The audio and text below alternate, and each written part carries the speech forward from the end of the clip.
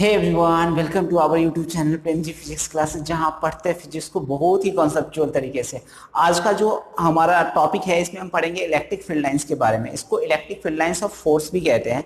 इसको सबसे पहले माइकल फैराडे ने इसका नाम दिया था। एक्चुअली में हमने इस पूरे टॉपिक को 3 कैटेगरी में डिवाइड करा है। सबसे पहला जो कैटेगरी है उसमें पढ़ेंगे what is electric field lines या इलेक्ट्रिक लाइंस ऑफ फोर्स क्या होता है, properties of electric field lines के डिफरेंट प्रॉपर्टीज पढ़ेंगे। देन डिफरेंट टाइप्स के क्वेश्चन सॉल्व करेंगे, जो क्वेश्चंस प्रीवियस ईयर में पूछे गए हैं उस क्वेश्चंस को सॉल्व करेंगे और इसके पूरे कॉन्सेप्ट को समझने की कोशिश करेंगे। ठीक है, सबसे पहला जो है what is electric field lines, इसको समझते हैं। या इलेक्ट्रिक लाइंस ऑफ फोर्स जो है वो क्या है, एक इमेजिनरी कर्व है जिस पर अगर यूनिट पॉजिटिव चार्ज प्लेस कर दिया जाए तो वो कर्व के लॉन्ग मूव करेगा। अगर वो ऐसा करने के लिए स्वतंत्र है तो, अगर स्वतंत्र है तो करेगा। ठीक है, अगर फोर्स लग गया और मान लीजिए इलेक्ट्रिक फील्ड लाइंस में, और फोर्स देखते हैं उसको प्रॉपर्टीज में समझ में आ जाएगा, लेकिन अगर फोर्स टेंजेंशियल लग रहा है तो उसी के अलॉन्ग मूव करेगा, क्योंकि वो ऐसा स्वतंत्र नहीं है तो उसके अलॉन्ग नहीं मूव करेगा, मतलब इलेक्ट्रिक फील्ड इंटेंसिटी के डायरेक्शन में मूव करेगा। ठीक है, थोड़ा सा अब समझने में दिक्कत हो रही होगी, इसको क्लियर करते हैं प्रॉपर्टीज से। ओके, देखिए electric lines is an imaginary but electric field is real. Electric field lines जो है ना, इलेक्ट्रिक लाइंस मैंने लिखा शॉर्ट में यहाँ, electric field lines is imaginary है बट इलेक्ट्रिक फील्ड जो है ना वो रियल है।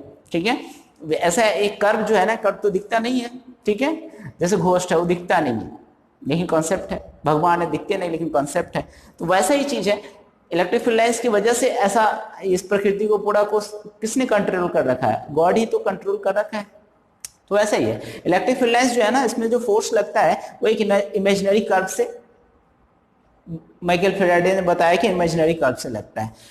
इस कंसेप्ट को देने के पीछे रीजन उनका ये था कि जब एक चार्ज होता है तब तो पता चल जाता है हाँ फोर्स लग रहा है, लेकिन अगर बहुत सारे चार्ज हो गए तो वो क्या करेगा, फील्ड लाइंस को डिस्टर्ब करेगा। तो कहाँ यूनिफॉर्मली फोर्स लग रहा है, कहाँ नॉन यूनिफॉर्मली, कहाँ कम कहाँ ज्यादा, ये पता नहीं चलेगा, क्योंकि एक फील्ड लाइंस में तो एक ही तरह का फोर्स लग रहा है, तो उससे क्लियर हो जाएगा।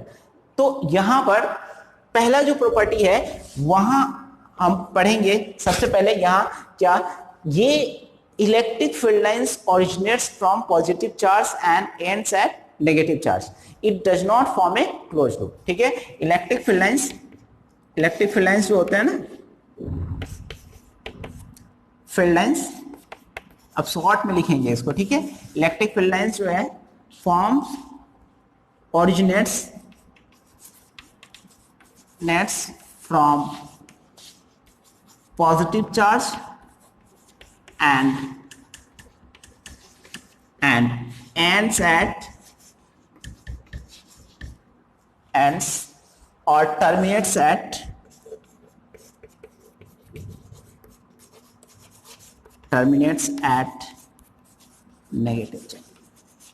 Negative charge. ये क्या हो गया, नेगेटिव चार्ज पर टर्मिनेट्स हो। ठीक है, ये है। तो इलेक्ट्रिक फील्ड लाइंस जो है ना ऑरिजिनेट होगा पॉजिटिव चार्ज पर, एंड्स एट और टर्मिनेट्स एट नेगेटिव चार्ज। ये नेगेटिव चार्ज पर टर्मिनेट्स होता है। तो जैसे होता क्या है, यहां पर ये पॉजिटिव चार्ज है, ठीक है, और ये नेगेटिव चार्ज। तो यहां देख ही लीजिए, पहले नेगेटिव चार्ज और इंफिनिटी, और इंफिनिटी इसमें ऐड कर देना जरूरी होगा, infinity. It does not form a, साथ में ही लिख लीजिए, इट डज नॉट फॉर्म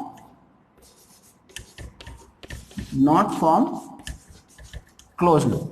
ये क्लोज लूप नहीं बनाता है, does not form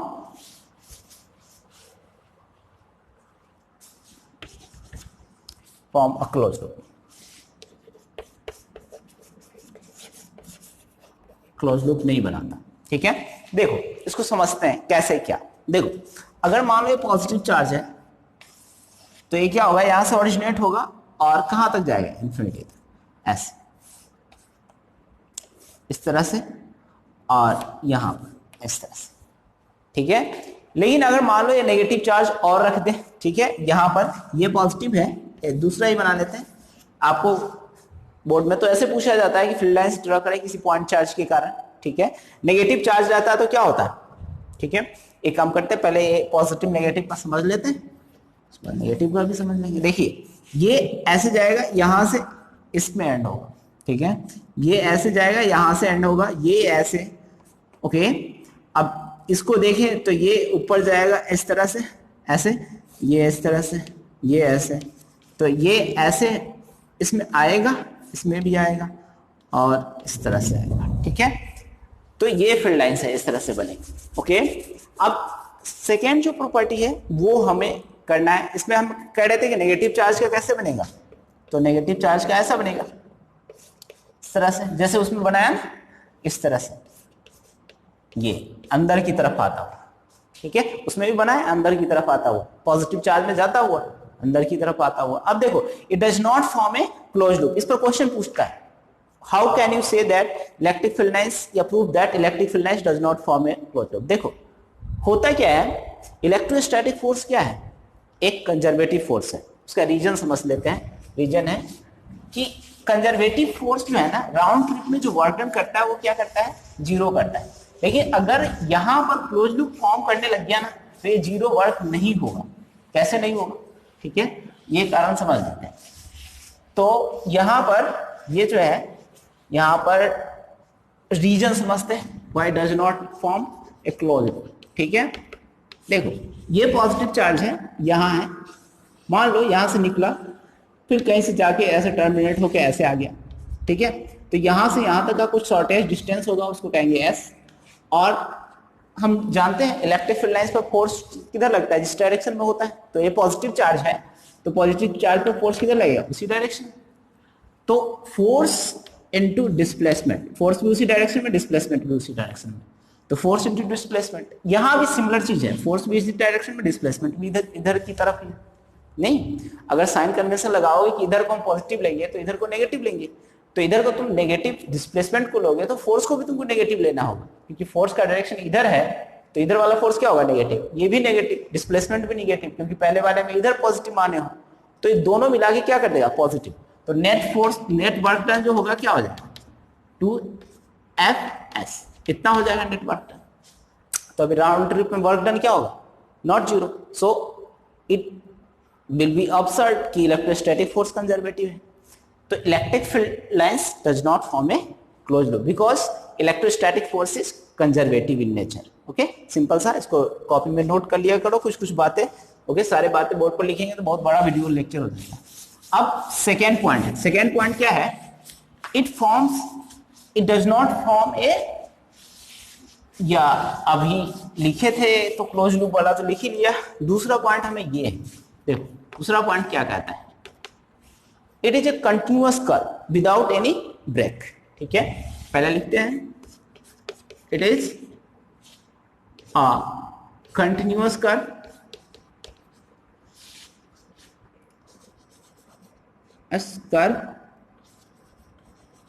without any break,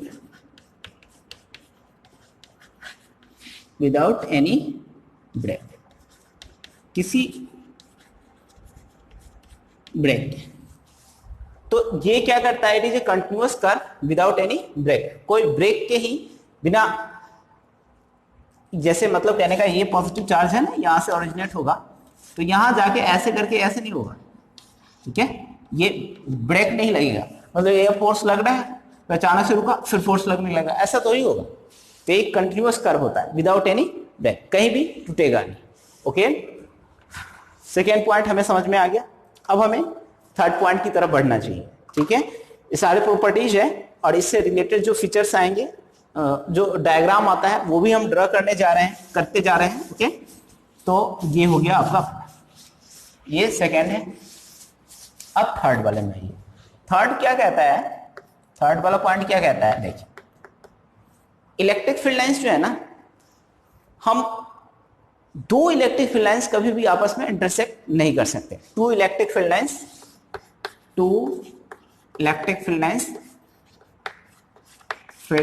lines can never intersect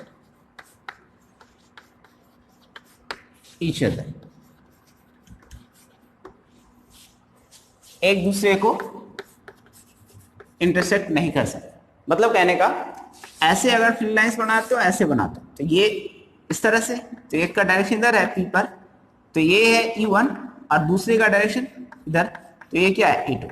अब ये E1 जो है ना, E1 will not be equal to E2, अलग अलग डायरेक्शन हो गया ना, तो एक ही पॉइंट पर दो इलेक्ट्रिक फील्ड लाइंस के डिफरेंट डायरेक्शन कैसे होंगे। तो ये हो गया आपका मतलब थर्ड पॉइंट। इससे क्वेश्चंस आते हैं, पूछते हैं, ठीक है, ऐसे सर्किट बना करके इन सब बारीकियों को ध्यान में रखना पड़ता है, ठीक है। क्वेश्चन सॉल्व करते हैं, क्योंकि प्रॉपर्टीज के साथ सारे प्रॉपर्टीज को एक साथ लिंक करके क्वेश्चन पूछा जाता है, तो इंडिविजुअल को बताना मुश्किल है, बट हाँ एक पर्टिकुलर कॉन्सेप्ट को समझ ही सकते हो, इस तरह का इंटरसेक्शन नहीं हो सकता, ठीक है। अब थर्ड फोर्थ पॉइंट देखो, अगर नहीं इंटरसेक्ट करता है तो क्या करता है, ठीक है, इट रिपेल्स साइडवाइज। ये क्या करेगा, रिपेल करेगा। देखो इलेक्ट्रिक फील्ड लाइंस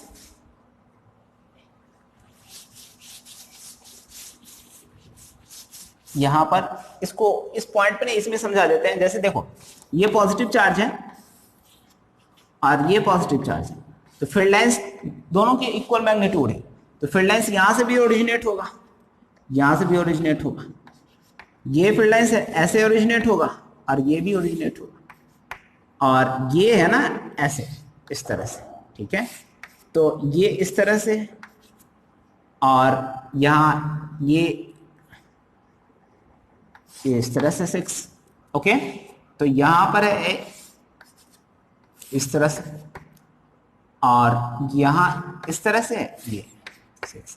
तो ये इलेक्ट्रिक फील्ड लाइंस क्या है, इंटरसेक्शन नहीं हो रहा है, क्या कर रहा है, रिपेल करता है, ठीक है, मतलब इंटरसेक्ट तो नहीं करता, रिपेल होता है आपस में। तो ये हो गया, ऐसे पॉइंट लिख सकते हो। अब फोर्थ पॉइंट लिखना है। फोर्थ पॉइंट में हमें क्या लिखना है, इलेक्ट्रिक फील्ड लाइंस जो है ना लेंथ वाइज क्या होता है, कंट्रैक्ट होता है, और साइड वाइज क्या करता है, एक्सपेंड करता है। देखो electric field lines contract length wise, इसका क्या मतलब होता है एक बार समझ सकते हैं। कॉन्ट्रैक्ट लेंथ वाइज, ठीक है, वाइज, बट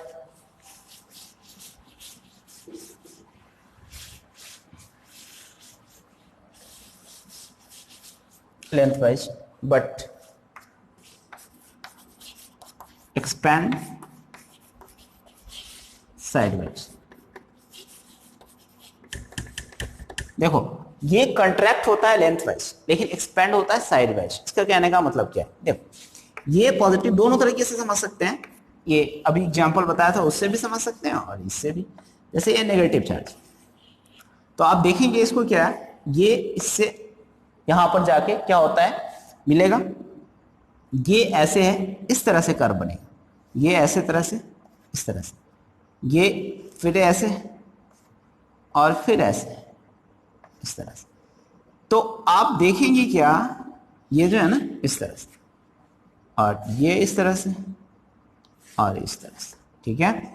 वैसे ही सिमिलर चीज है, यहां से ये इस तरह से और ये इस तरह से और ये इस तरह से। अब देखो यहां आप देखेंगे क्या, ये जो है ना एक्सपेंड हो रहा है, इधर जो है ना फैल रहा है, इधर भी फैल रहा है, लेकिन ये लेंथ वाइज जो है ना कंट्रैक्शन शो करेगा, पास पास लेंथ वाइज देखते जाएंगे, मतलब आप जैसे ड्रॉ करेंगे ना इस तरह से जाएगा फील्ड लाइंस ऐसे। अब फील्ड लाइंस ई है, दोनों तो ई है ना, तो ई में आपस में क्या होगा, रिपल्सन, और यहां पर क्या करेगा, कंट्रैक्ट करेगा, तो कंट्रैक्शन होगा। तो ये इलेक्ट्रिक फील्ड लाइंस जो है ना लेंथ वाइज तो क्या करता है, कंट्रैक्ट होता है, साइड वाइज एक्सपेंड होता है। तो इलेक्ट्रिक फील्ड लाइंस इसका क्या मतलब होता है, इट मींस, इसका मतलब होता है it means similar charge repel each other, ठीक है, सिमिलर चार्ज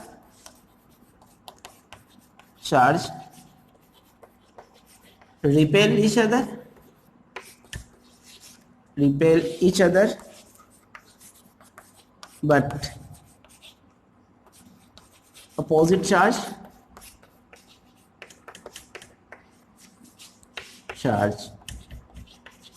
attract each,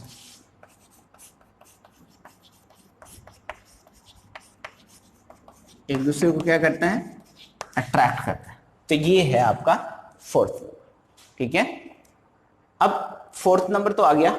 अब यहां पर समझ में आया? अब इसमें कंफ्यूजन होता है बच्चों को, ये तो अट्रैक्शन, देखो मेरे समझाने का और इसका लॉजिक, पास वाले जो होते हैं ना यहाँ, वो क्या है अट्रैक्शन, तो पास पास होते हैं, लेकिन साइड बाय साइड दूर दूर हो जाते हैं। अट्रैक्शन तो इस दोनों चार्ज में हो ही रहा है, लेकिन ये फील्ड लाइंस क्या कर रहे हैं, रिपेल कर रहे हैं नहीं, तो ये चार्जेस जो है ना आपस में अट्रैक्शन तो इसकी तरफ से शो कर ही रहा है, ठीक है।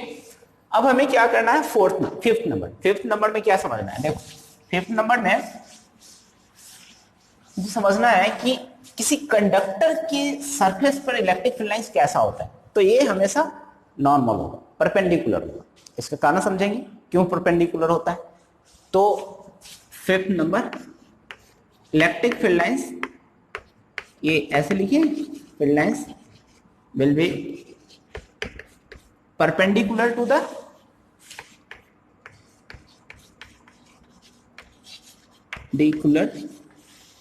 to the conductor, to the surface of conductor, conductor के सरफेस से परपेंडिकुलर, बिकॉज देखो ये कंडक्टर के सरफेस पर परपेंडिकुलर होगा, लेकिन ये चीज दिया होना चाहिए कि चार्जेस जो है ना यूनिफॉर्मली डिस्ट्रीब्यूटेड, ठीक है, perpendicular to the surface of the conductor if charges are uniformly distributed.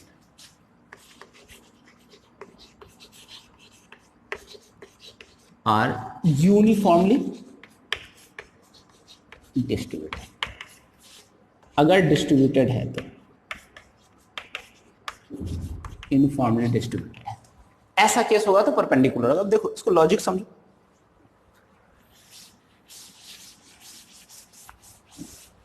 ये जो है ना कंडक्टर यूनिफॉर्मली अगर डिस्ट्रीब्यूटेड कंडक्टर है, ये इस तरह का कंडक्टर है, ठीक है। अब मान लो एक काम करते, सीट बनाते हैं, पहले सीट से समझ में अच्छे से आएगा। यहाँ 3D हो जाता है इसलिए 2D में ठीक रहता है। अब देखो यहाँ पॉजिटिव चार्ज है और यहाँ पर ये सरफेस के परपेंडिकुलर नहीं है, ठीक है। अगर हमको ये प्रूफ करना है कि परपेंडिकुलर है तो पहले हम ये कर ले कि नहीं है, और नहीं है तो क्या होगा, ऐसे होगा, ये ई है और यहाँ ये सरफेस के साथ थीटा एंगल है, तो ये क्या बनेगा ई कॉस थीटा, और ये क्या हो जाएगा ई साइन थीटा, नहीं। अब क्यू ई कॉस थीटा मतलब ये जो है ना सरफेस पर जो चार्ज होगा उस पर फोर्स लगेगा, तो कितना लगेगा क्यू ई कॉस थीटा। अब ये अगर नॉट इक्वल टू जीरो होता है, अगर जीरो के इक्वल नहीं होता है, इसका सीधा मतलब है कि इस पर जो चार्ज उपस्थित होगा ना उस पर फोर्स लगा करके इसको सरफेस पर क्या करेगा, मूव कराएगा, और मूव कराएगा तो हम ये कह रहे हैं कि इक्विलिब्रियम में डिस्ट्रीब्यूटेड, इक्वली डिस्ट्रीब्यूटेड। तो अगर मूव कराया तो इक्वली डिस्ट्रीब्यूटेड का मतलब क्या होगा, चार्ज मूव कहां करता है, जब अनइक्वल डिस्ट्रीब्यूशन होता है। जैसे वाटर फ्लो कैसे करता है, हाई लेवल से लो लेवल की तरफ, नहीं। तो अगर वाटर का हाइट ये है तो नीचे जाएगा, ठीक है, या वहां हाइट है और यहां कम हाइट है तो इधर आएगा। लेकिन जब वाटर का लेवल, कभी तालाब देखो, तालाब में क्या है, वाटर का लेवल जो होता है वो सेम ही रहता है, तो वहां मूवमेंट नहीं होता। लेकिन रिवर में देखिए, रिवर में ऐसा नहीं होता, वो हाइट से लो सागर की तरफ जाता रहता है वैसे, ठीक है। वैसे ही केस यहाँ, जब इक्विलिब्रियम में है, चार्जेस इक्वली डिस्ट्रीब्यूटेड है, तो वहां फोर्सेस क्या होगा, जीरो। तो फोर्सेस मतलब ये कंसेप्ट गलत है, ये कंसेप्ट लगेगा cos theta will be equal to what, zero. अब ये QE will be not equal to, ये कभी जीरो के होगा नहीं क्योंकि चार्ज तो है ही, इलेक्ट्रिक फील्ड होगा ही। अब होगा कौन जीरो, cos थीटा मैथमेटिक्स से, तो थीटा इक्वल टू कितना हो जाएगा, पाई बाई 2। cos 90 की वैल्यू कितनी होती है, पाई बाई 2, तो ये हो जाएगा। अब यही है आपका फिफ्थ नंबर। अब फिफ्थ नंबर पॉइंट में कुछ हम परपेंडिकुलर सरफेस है, तो एक काम करते हैं, एक और चीज ड्रा कर लेते हैं, उसके बाद कुछ एग्जांपल्स ड्रा कर लेंगे, समझेंगे कैसे फील्ड लाइंस बनता है इसको भी, ठीक है। तो फिफ्थ के बाद सिक्स नंबर प्रॉपर्टीज पहले पढ़ लेते हैं। देखिए सिक्स नंबर प्रॉपर्टीज क्या क्या कहता है, देखिए कहता है कि inside the conductor there is no electric field. देखो नेक्स्ट चैप्टर में जब कंडक्टर की प्रॉपर्टी पढ़ोगे तो वहां पढ़ोगे चार्ज इनसाइड होता ही नहीं है तो इलेक्ट्रिक फील्ड ही नहीं होगा। तो इलेक्ट्रिक फील्ड जब नहीं होगा तो कहां से इलेक्ट्रिक फील्ड लाइंस अंदर कंडक्टर के होगा, समझ रहे हैं? मतलब गॉस लॉ से अगर देखे तो चार्ज नहीं है तो E D S Q upon epsilon not, Q की वैल्यू जीरो है तो ई इक्वल टू क्या होगा, जीरो। तो इलेक्ट्रिक फील्ड ही नहीं होता तो वहां पर इलेक्ट्रिक फील्ड लाइंस कैसे होगा, ठीक है? तो कंडक्टर में अंदर चार्ज क्यों नहीं होता, इस चीज को समझना है। पहले हम इस प्रॉपर्टी को लिख देते हैं, electric field lines inside the conductor will be zero because electric field lines inside the conductor will be zero because there is no charge, because there is no charge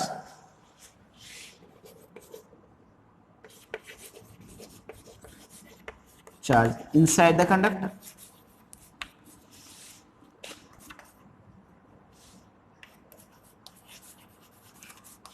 conductor के अंदर कोई charge ही नहीं होता तो electric field क्या होगा, electric field inside the conductor will be zero because there is no charge inside the conductor. देखो ये ना electric field lines inside the conductor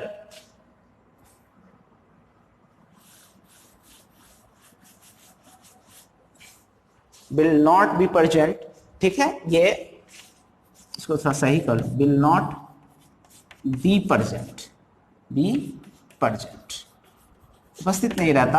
ये जीरो थोड़ा सा एब्सर्ड लगेगा, फील्ड लाइंस है ना, तो no charge inside the conductor. अब चार्ज क्यों नहीं होता ये समझना जरूरी है। देखो उसके बाद तो सारा चीज समझ लेंगे अपन। अंदर में ना जैसे ही चार्ज दोगे ना, गॉस थ्योरम अभी पढ़े नहीं हो बट चलो, चार्ज जैसे ही दोगे ना तो ये सारे चार्ज रिपेल होके यहां आ जाएंगे। अब कहां आएंगे, यहां पर। तो अब जब यहां पर आ जाएगा कंडक्टर के सरफेस पर सारे charge, maximum surface area acquire करने की टेंडेंसी होती है, याद रख लेना चार्ज की प्रॉपर्टीज। अब ये सारे चार्ज कहां आ गए, यहां पर, और यहां क्यू क्या हो गया, जीरो। तो जब चार्ज ही नहीं गया अंदर तो इलेक्ट्रिक फील्ड लाइंस कहां से होगा, प्रेजेंट तो रहेगा ही नहीं। तो किसी भी कंडक्टर के अंदर इलेक्ट्रिक फील्ड लाइंस नहीं होता। अब इसका ना थोड़ा सा हमको क्या करना है, कुछ ड्रॉ करने, इसके डायग्राम देखते हैं कैसे होता है इलेक्ट्रिक फील्ड लाइंस ड्रॉ होता है। ये आपको पूछा भी जाता है electric field lines different situation में ड्रॉ करने के लिए। तो अभी हमने डाइपोल के केस में या दो इक्वल चार्ज के केस में, दो अनइक्वल का अब करेंगे, इस सब का केस में हमने ड्रॉ किया था। तो देख लीजिए, देखिए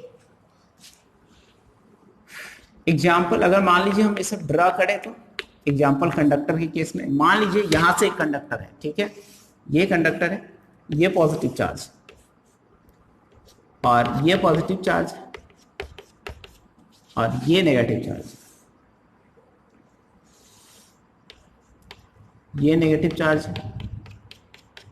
तो इसको देखोगे ना तो यहां से ये ऐसे जाएगा, ये इस तरह से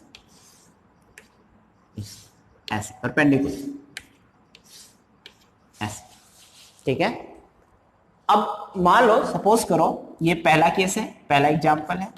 मान लो हम दूसरा एग्जांपल लें, इसमें ये चार्ज शीट है, चार्ज कंडक्टर, बट हम क्या करना चाहते हैं, ये है ऐसे, ये है नेगेटिव चार्ज। अब हम इसमें क्या करना चाहते हैं, एक कंडक्टर रखनी है, ठीक है। अब देखो इसका कॉन्सेप्ट क्लियर हो जाएगा। ये क्या करेगा, यहां सारे चार्ज को यहां पर नेगेटिव चार्ज इकट्ठा करेगा, ये क्या करेगा यहां नेगेटिव चार्ज, और ये सामने वाले चार्ज में क्या करेगा, पॉजिटिव चार्ज, ठीक है। अब ये ऐसे जाएगा, ऐसे सरफेस पर इस तरह से आएगा, ये ऐसे है इस तरह से,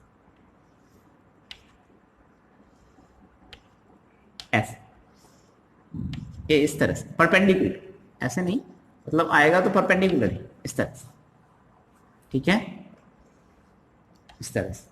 वैसे ही यहां भी ऐसे ही होगा, ये इस तरह से दिखाना है नेचर, बट एक चीज ध्यान रखिए, जितना इधर बनाइए उतना इधर भी बनाइए, ठीक है। तो ये है, ठीक है, क्योंकि ये कंडक्टर है ना यूनिफॉर्मली। अब ये ऐसे जाएगा, मान लीजिए ऐसे, और ये ऐसे, ये स्ट्रेट लाइन जाएगा इस तरह से, ठीक है। ये ऐसे, ये इस तरह से, ओके। ये चार्ज शीट इस तरह का एग्जांपल आप देख सकते हैं इसमें, नेगेटिव का सेकेंड केस का, ठीक है, ऐसे ड्रा कर सकते हैं। तो मान लीजिए इसमें कैविटी बनाया जाए तो कैविटी भी उसी तरह से वर्क करेगा, नो इलेक्ट्रिक फील्ड इनसाइड, ठीक है। तो इसमें कोई ये फर्स्ट सेकेंड दोनों ही कंसेप्ट। अब इस पर एक क्वेश्चन आया हुआ है, सीबीएसई में आया हुआ क्वेश्चन, पहले AIEEE था उसमें आया हुआ था। ये देख लीजिए क्वेश्चन क्या है।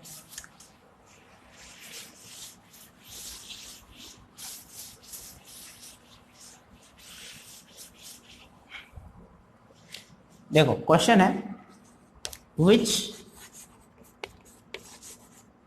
field lines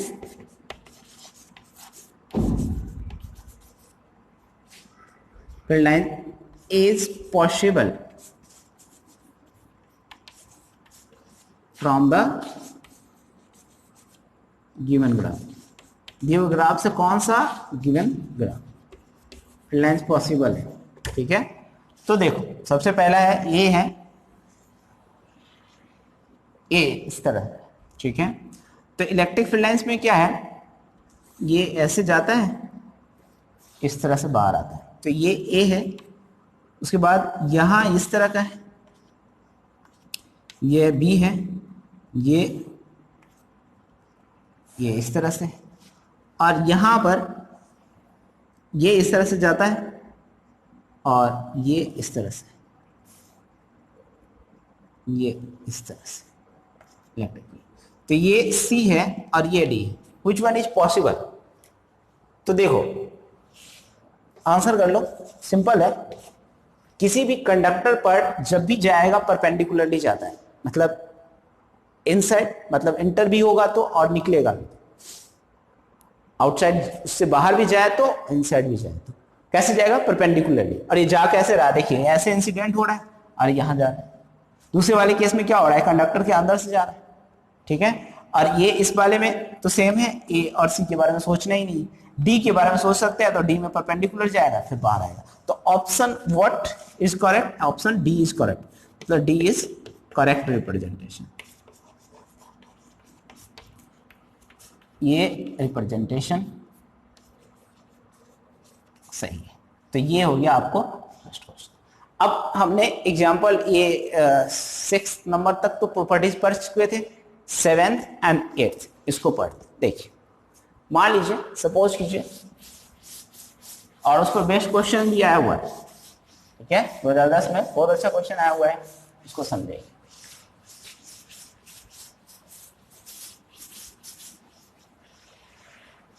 देखिए इलेक्ट्रिक फील्ड लाइंस जो है ना, उसमें सबसे पहला जो चीज है वो ये है,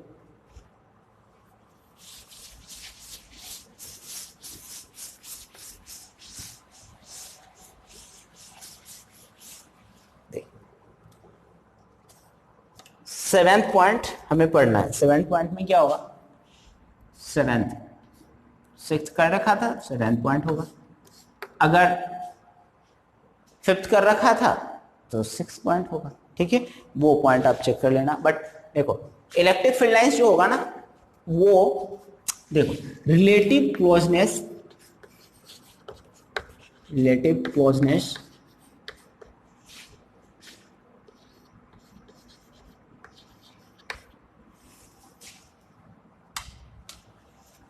देखो relative closeness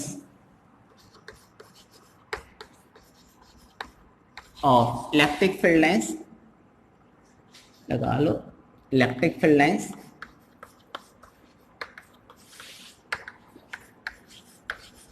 lines gives the strength of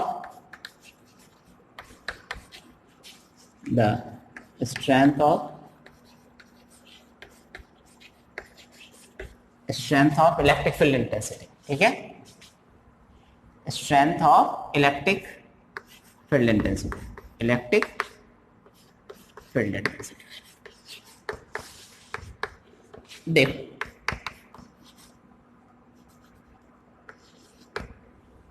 of electric field lines gives the strength of electric field intensity. अब ये क्या कह रहा है, ये कह रहा है कोई भी इलेक्ट्रिक फील्ड लाइन जितना क्लोज होगा ना उसका स्ट्रेंथ जो होगा,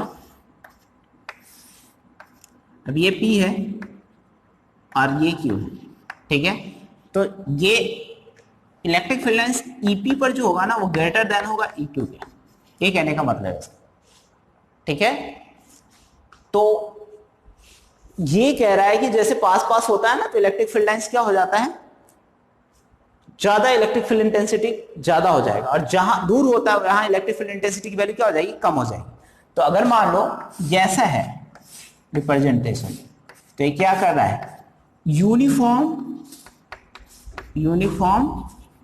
इलेक्ट्रिक फील्ड लाइंस को रिप्रेजेंट कर रहा है, फील्ड लाइंस, ठीक है, यूनिफॉर्म इलेक्ट्रिक फील्ड लाइंस को रिप्रेजेंट कर रहा है।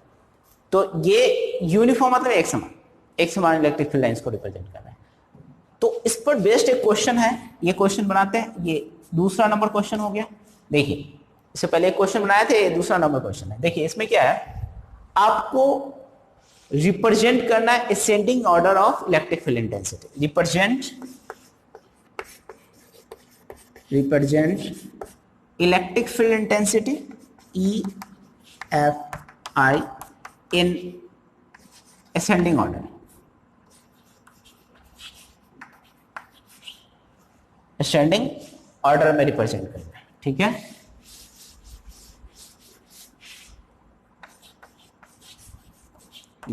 ऑर्डर देखो क्वेश्चन क्या है, ये ऐसे है, इस तरह से ये, और ये है जहां पर ये ऐसे है,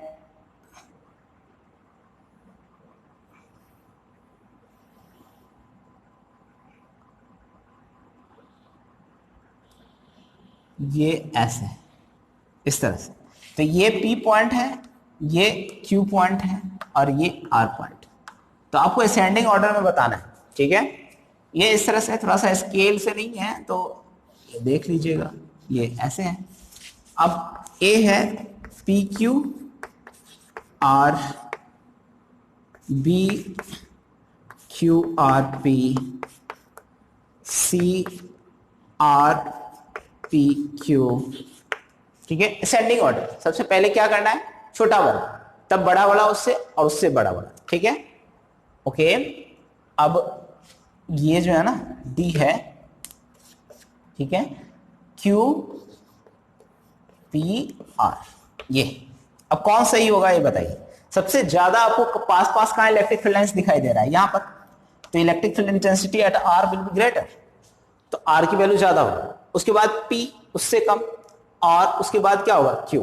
तो लेकिन सबसे पहले तो छोटा लिखना है, तो छोटा वाला वैल्यू कौन होगा, ये, क्योंकि दूर दूर है electric field lines, QP and then QP उससे गुजर एंड देन R, तो ये हो जाएगा D वाला पॉइंट, मतलब D वाला आंसर इज करेक्ट, ठीक है। तो 7th हो गया। अब हमें 8th number electric field lines, 8th number को पढ़ना है। 8th नंबर क्या कहता है कि number of electric field lines is directly proportional to the magnitude of charge, charge के मैग्नीट्यूड के डायरेक्टली प्रोपोर्शनल होगा क्या, नंबर ऑफ फील्ड लाइंस, ठीक है। और उस पर बेस्ट 2010 का क्वेश्चन है यही। अब बहुत इंपॉर्टेंट क्वेश्चन है, वो कॉन्सेप्ट आपका क्लियर करेगा। तो चलिए ये पढ़ते हैं 8th number question. 8th number में क्या है, number of field lines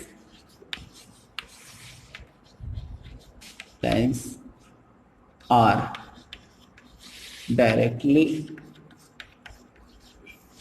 proportional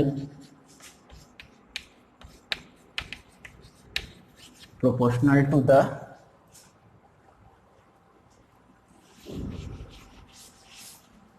proportional to the magnitude of charge.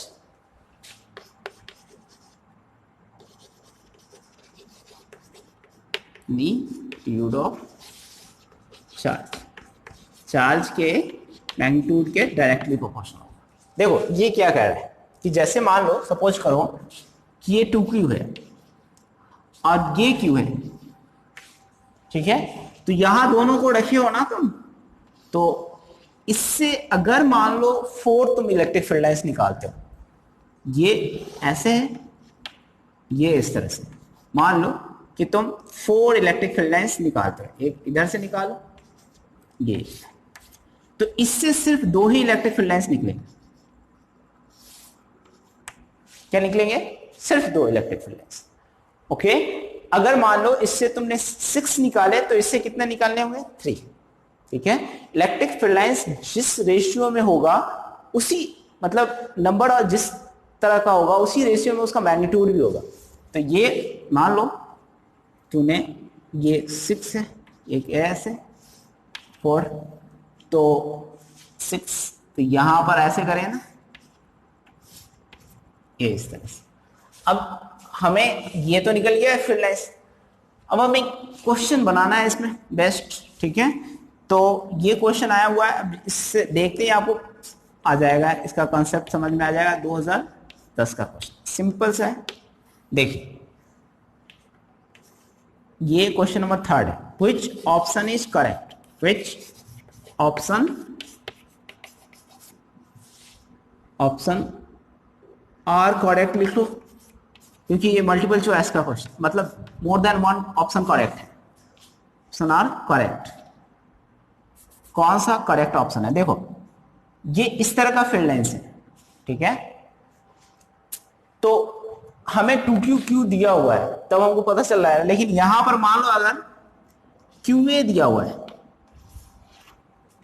और यहां क्या दिया हुआ है? QB। ठीक है, अब ये तो कॉन्सेप्ट आपने पढ़ा और इसके नीचे क्वेश्चन है तो आपको समझ में आ जाएगा, लेकिन वहां तो सारे कलेक्टिवली दिया रहता है, 11th 12th के दोनों फिजिक्स मिला करके दिया रहता है, उसमें प्रिडिक्ट करना पड़ता है। देखिए ये जो है ना, ऐसा है कि ये ऐसे है मैग्नीट्यूड, इस तरह से फील्ड लाइंस 3, ठीक है, अब मान लीजिए ऐसे है, ये इस तरह से, इस तरह, तो ये 3 है, हमने 3 इसमें करा, इसके कितने बनाए? 6, तो इसमें हमको कितने अभी मान लो हम बनाते हैं इसमें और देखते हैं किसका मैग्नीट्यूड ज्यादा होगा। तो ये ऐसे है, ये इस तरह से, ठीक है। अब हमको ऑप्शन दिया हुआ है क्या? ठीक है, QA, magnitude of QA will be greater than magnitude of QB, पहला। दूसरा, magnitude of QA less than QB, ठीक है। तीसरा जो है, neutral point will be near to the charge A and B, ठीक है। Neutral point will be obtain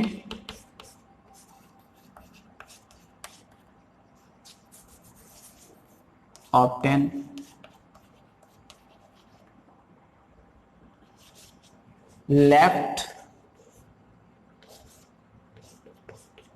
of the charge QA के लेफ्ट में ऑब्टेन होगा। C D, neutral point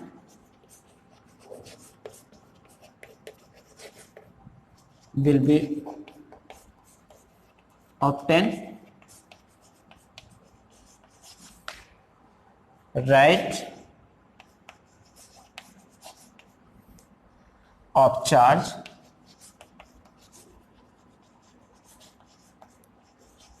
QB के राइट में ऑब्टेन होगा। क्या आंसर सही होगा? देखो QA ग्रेटर देन QB है, number of field lines check करो, डायरेक्टली प्रोपोर्शनल टू मैग्नीट्यूड के, तो 1 3 एंड 3 6, इसमें एंटर कितना हो रहा है? 3 to 5, तो ऑफ कोर्स इसका कौन सा, ये ऑप्शन तो सही है। दूसरा ये है न्यूट्रल पॉइंट कहाँ ऑब्टेन होता है, जहां मैग्नीट्यूड कम होता है उसके पास में, ठीक है। यहाँ तो ये क्या है, पॉजिटिव या नेगेटिव, अंदर तो होगा नहीं क्योंकि ये मैग्नीट्यूड में है, लेकिन फील्ड लाइंस अंदर इंटर कर रहा है, ओरिजिनेट यहां से हो रहा है, तो पॉजिटिव है, ये नेगेटिव है, पहले ही प्रॉपर्टी में पढ़ा है। तो ये जो हो जाएगा, ये न्यूट्रल पॉइंट कहां ऑब्टेन होगा, राइट ऑफ क्यूबिक, ठीक है। तो ये थर्ड क्वेश्चन हो गया। और एट्थ क्वेश्चन, मतलब सारे हमने प्रॉपर्टीज भी इसके जान लिए, पढ़ लिए। अब हमें जो पढ़ना है, इस पर कुछ न्यूमेरिकल सॉल्व करने, तो एक और न्यूमेरिकल है थर्ड के बाद, फोर्थ नंबर क्वेश्चन, फटाफट इसको सॉल्व कर ही लिया जाए, ठीक है।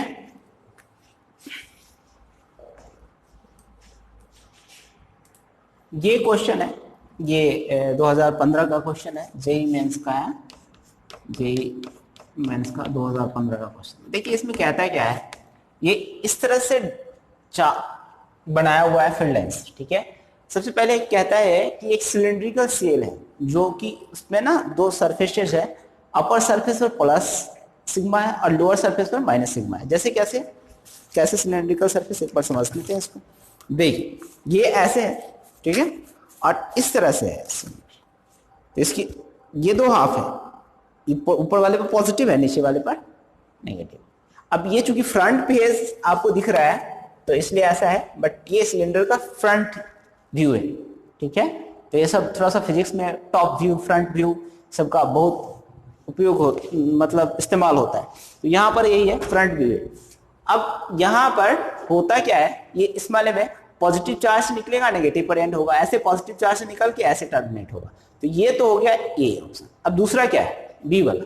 देखो बी वाला में क्या होता है, ये पॉजिटिव चार्ज ऐसे निकलेगा और ये नेगेटिव अंदर की तरफ। अब देखो इसमें क्या है, इसको तो रहने दो अभी, इसमें देखो इसमें क्या है, ये इन्फिनिटी तक जाएगा और फिर वहां एंड होगा, जबकि नेगेटिव चार्ज है ऑलरेडी। तो इसको क्या होना चाहिए, पॉजिटिव से आकर के नेगेटिव में आना चाहिए। बच्चे क्वेश्चन करते हैं इन्फिनिटी पर भी तो एंड हो सकता है, लेकिन तब जब नेगेटिव चार्ज नहीं हो, समान मैग्नीट्यूड का वो भी है, ठीक है, कंटेन कर ही सकता है, जितना ये ओरिजिनेट करेगा उतना ये अपने में रख सकता है, ठीक है। अब बी है, सी में क्या है, इस तरह के फील्ड लाइंस नहीं बनते ऐसे, एक तो आना चाहिए नेगेटिव में, आ भी नहीं रहा है, और इस तरह का फील्ड लाइंस बन रहा है टेढ़ा मेढ़ा, ऐसा नहीं, ठीक है। ठीक है, टेढ़ा मेढ़ा बन भी जाए, नॉन यूनिफॉर्म इलेक्ट्रिक फील्ड है, लेकिन ये इसको ओरिजिनेट हो गया, फिर क्या आना चाहिए, नेगेटिव चार्ज। ऐसा वाला केस यहां पर देखिए, इसमें क्या है, ऐसे क्या बन रहा है, टेढ़ा सा, ये इस तरह का नहीं आता इलेक्ट्रिक फील्ड लाइंस में, ऐसे आर्क नहीं बनेगा, कंटिन्यूअस बनता है, कर्व बनता है, ठीक है। तो ये सारे चीज बी, सी एंड डी तो आएंगे नहीं, तो ऑप्शन ए इज करेक्ट, ये है, ठीक है। ओके, अब फिर नेक्स्ट क्वेश्चन सॉल्व करते हैं इसमें। ये जो है ना, ये क्वेश्चन क्या कहता है, 3 positive charge of equal value Q are placed at triangle a are placed at the vertices of equilateral triangle. Equilateral triangle के वर्टिसेस पर रखा है 3 चार्जेस को। अब ये फील्ड लाइंस ऐसे बन रहा है, ठीक है। तो आपको बताना है कि कौन सा करेक्ट रिप्रेजेंटेशन होगा field lines, resulting lines of force should be sketched as in, कैसा चाहिए स्केच करना। तो देखिए इस वाले में क्या होता है, मान लीजिए वर्टिसेस है ए, बी और सी, ऐसे फील्ड लाइंस जाएगा, यहां आएगा, फिर यहां से ऐसे ऐसे, ऐसा तो हो ही गया नहीं, मतलब एक क्लोज लूप बन गया ना, ये तो पॉसिबल है नहीं पहला वाला। दूसरे वाले में क्या होता है, फील्ड लाइंस तो ठीक है, रिपेल हो रहा है, वर्टिसेस पर रखा हुआ है, तो ए, बी एंड सी, लेकिन ये एक सर्कुलर लूप बन रहा है, सर्कुलर लूप तो बनता नहीं इलेक्ट्रिक फील्ड लाइन से, तो ये भी गलत होगा। अब देखिए डी वाला जो है ना, वही भी सर्कुलर लूप बना रहा है, तो ये तो सेम ऐसे ही हो गया, तो इसके बारे में तो सोचना ही नहीं, तो ये डी भी हो गया। अब सी वाला में सोचिए, सी वाले में क्या होगा, अगर 4 3 नहीं हुआ तो 4 तो होगा ही, लेकिन इसको समझ लेते हैं।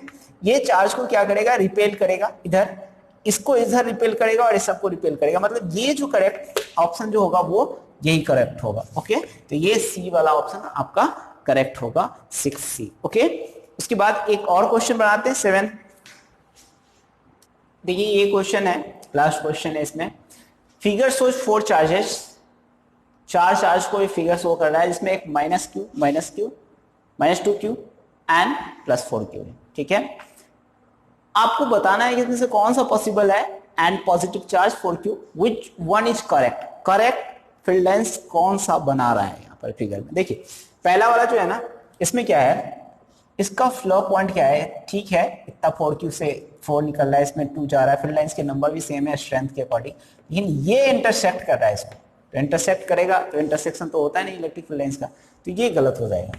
दूसरे वाले में क्या है, ये दूसरे वाले में क्या होता है, इसमें 2 फील्ड लाइंस जा रहे हैं तो ये भी तो -Q है, तो इसमें भी कितना जाना चाहिए, तो ये एक ही जा रहा है, तो number of field lines is not according to the magnitude of field lines. Okay, अब सी वाले में क्या है, इसमें नंबर ऑफ फील्ड लाइंस जितना इससे इसमें एंटर हो रहा है उतना ही इसमें इससे एंटर हो रहा है, तो मतलब कहने का ये ऑप्शन लगभग सही लग रहा है, लेकिन डी को सोचो, देखो डी में क्या है, ये ऐसे जा रहा है मतलब यूनिफॉर्म, कहीं कोई चेंज नहीं हो रहा है, जबकि इतने चार्जेस है, तो जब ज्यादा चार्जेस रहता है तो यूनिफॉर्म तो बनता ही नहीं, वहां पर क्या होना, कहीं ना कहीं डिस्टर्बेंस आएगा ही, तो नंबर ऑफ फील्ड लाइंस का स्ट्रेंथ इक्वल नहीं रहेगा, तो ये नहीं होगा, ये करेक्ट है, ये करेक्ट ऑप्शन है सी। ठीक है, तो ये हो गया आपका इलेक्ट्रिक फील्ड लाइंस की properties and electric field line से रिलेटेड न्यूमेरिकल। Thank you.